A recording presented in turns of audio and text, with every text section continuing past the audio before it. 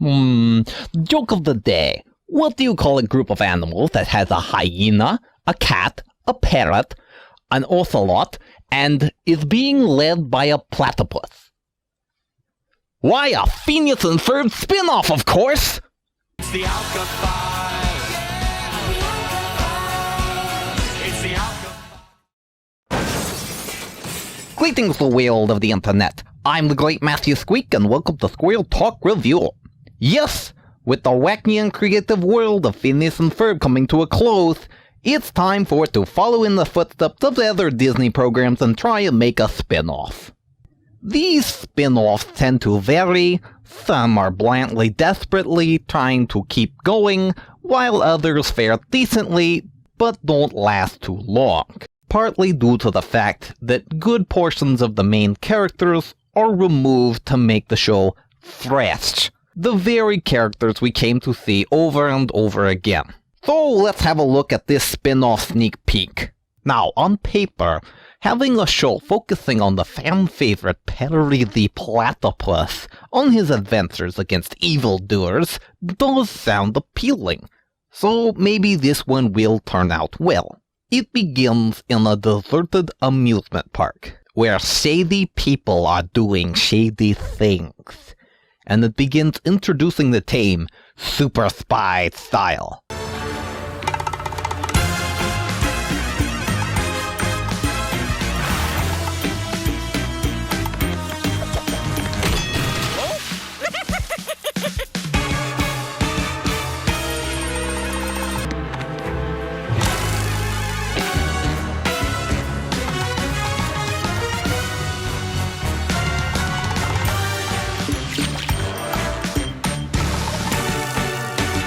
They are aware that Karen is spelled with a K, right?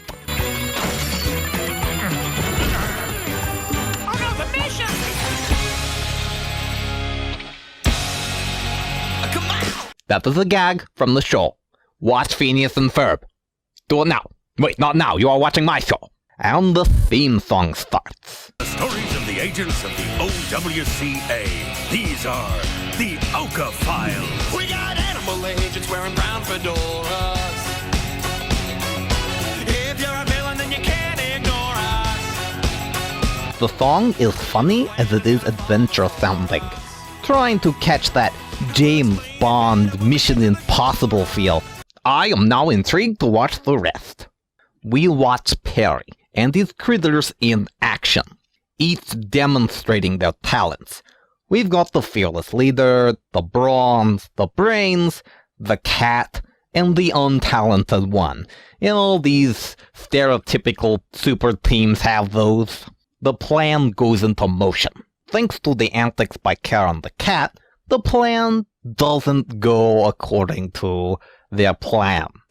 But never fear, for Perry is in pursuit. Whoa, Agent P, stop right there. Shut it down. Stop the exercise. And thus Carl begins telling us how the new show is going to work. You're not a lone wolf anymore. Your team lacks focus and they need your leadership. Learn to drive, you jerk. Heck, one of your trainees didn't even show up. No, I'm here. Just a little late. It's a spin-off, so changes were inevitable. Harry and Maggie may be a little bland, but Karen is at least funny to watch.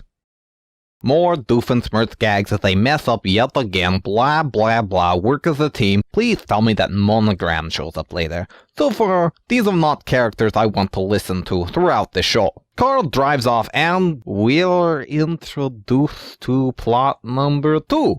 Now, Phineas and Ferb did have 2 to 3 plots going on simultaneously, and in some ways it all comes together in the end.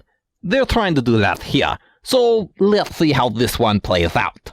Today is the day that we will become OWCA's first insect agents. But they never responded to our application. How about you, Floyd? What do you want? A fountain pen that shoots lasers? Or a car that shoots fountain pens? I want a monkey. Yes. For whatever twisted reason, you shall acquire your primate. Monkey. Yes, a monkey is a... You know what, never mind. Yes, they are annoying. The blue one isn't that bad. But the dumb and dumber bugs are getting on my nerves and they have just arrived. Please tell me that this is just a small plot point. Oh, thank you. Plot 3 involves Monogram and Carl. So far, not bad. Their plot is freeze! So the solution is comedically hilarious. The Alpha. Agent C, activate emergency flee protocol 993 Alpha.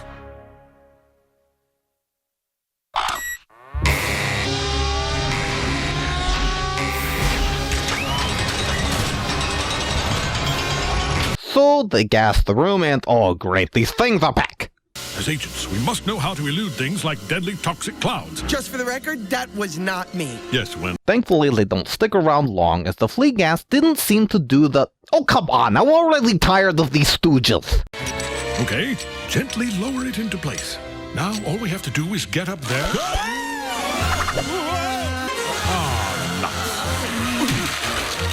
That was... mildly funny.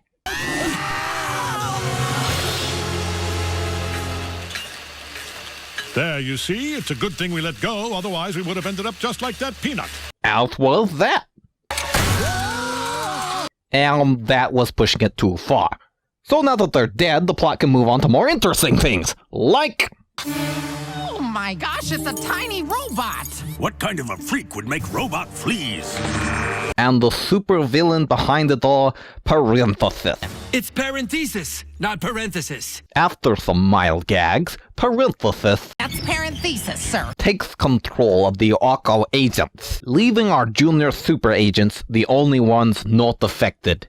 Big surprise. So the mission is on, and they find their first clue. Shipment of flea collars!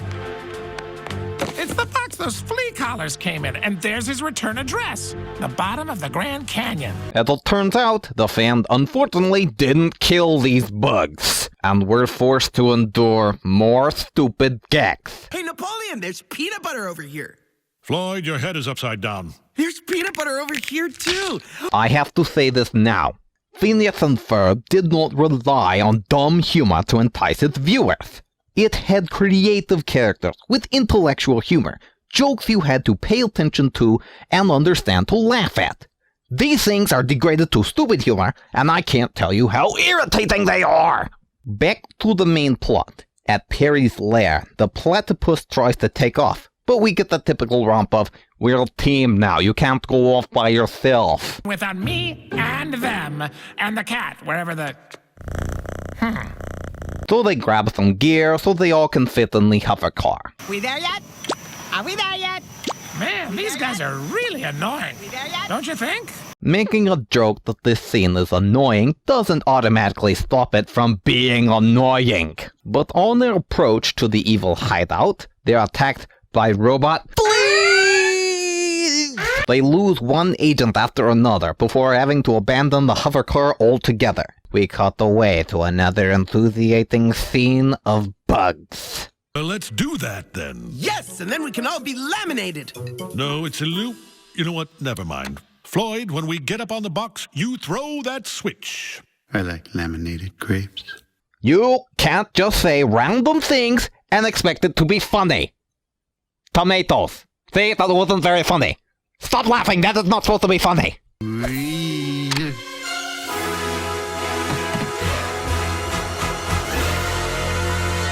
So these bugs do have a bearing on the plot, hindering our hero's progression. Why are they here again? The agents have convened and are planning their entrance, but they've grown tired of Doofenshmirtz's failures at everything, and want him to stay behind.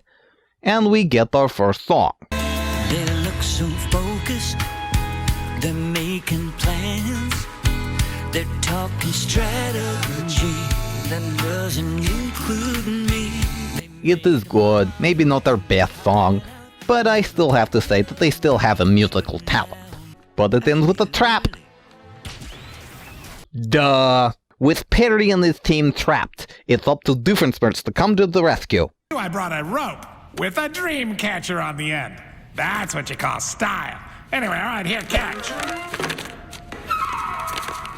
Karen, I don't think you're grasping this whole grab the rope concept. But he manages to screw that up too, but they do get away safely. Monogram and Carl continue to try and find a way to get to safety and oh, not again! How many times do we have to kill these things before they stop coming back?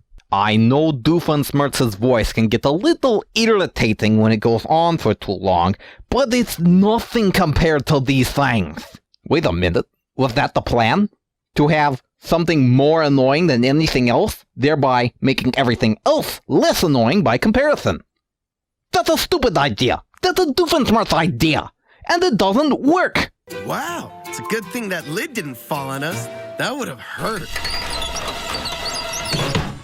Oh, that was funny. Oh, wait a minute, what is going to... That doesn't even make sense.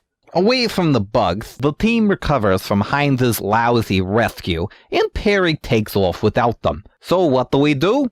Why, sing another song, of course. Watch this, ready? You take the T from the end of Doofenshmirtz and the E from Karen the cat.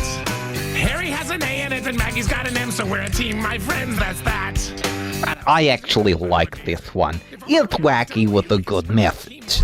After another failed escape, Parenthesis has stormed into OWCA headquarters to seize control. Again, these guys are really getting on my nerves. And it's the same pattern every time. Starts out with dread that these things have another scene. We could build a paper airplane. If we could find a staple remover, some dental floss...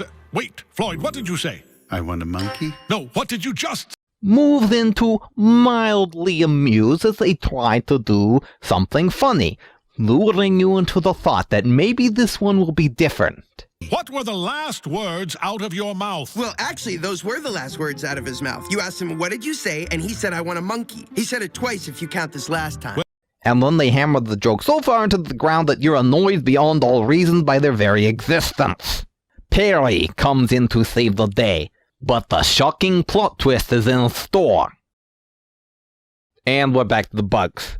Do these things really need this much screen time? I'm sick of them. Skip this. They haven't done anything relevant to the plot at all. Surprise! The evil mastermind is also a bug.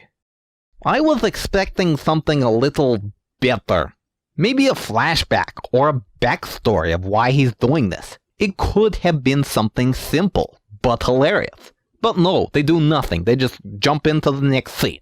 The story continues as Perry races through the training grounds, avoiding the mechanical goons as he goes, finally finding himself back where it all began. And big surprise, his team is there to back him up, performing the same mission at the beginning. But you know, doing it right this time. But as it turns out, fleas are harder to contain than shady goons doing shady things, as our heroes are captured. Well, almost all of them. Oh great, Karen's here, we're saved. We're dead. Come on, Karen, do your thing. Oh, I forgot the feline. Susan, Jim, Tracy, Connie, take the cat out. What? For those viewers that missed that, here's that scene again. Susan, Jim, Tracy, Connie, take the cat out. What? And the moral of this story is, don't mess with Karen the cat. I'm sorry I made fun of your name. It won't happen again. And the day is saved by the worthless bugs ruining this piece of animation. There's still a few slapsticks left, and it ends by blowing those annoying bugs to smithereens. Yes, yes, best part of it! Burn, die, you stupid bugs! This spin-off needs work. But it does have potential. And looking back, that's the same thing I said about the first episode of Phineas and Ferb. So I think this show could work with a little improvements. Having a series more devoted to Perry the Platypus is not a bad idea. Doofenshmirtz's voice can get old after being forced to listen to him for a long time, but maybe increasing Maggie's vocabulary could help, or making the other creatures emote and communicate in more interesting ways. I did enjoy Karen the cat, and Monogram and Carl's adventure through the OWCA headquarters. And speaking of adventure, it did have an animated Mission Impossible feel to it that I could be persuaded to enjoy. If it wasn't for those stupid bugs butting in every few seconds. I disliked every one of their scenes. If they want the show to survive, they need to go away or be completely overhauled. I say that this is worth checking out, and maybe keeping an eye out for it in the future. But if it doesn't pan out, I'm not losing any sleep over it. I'm the Great Matthew Squeak, and this is Squirrel Talk Review. It's the OWCA Files.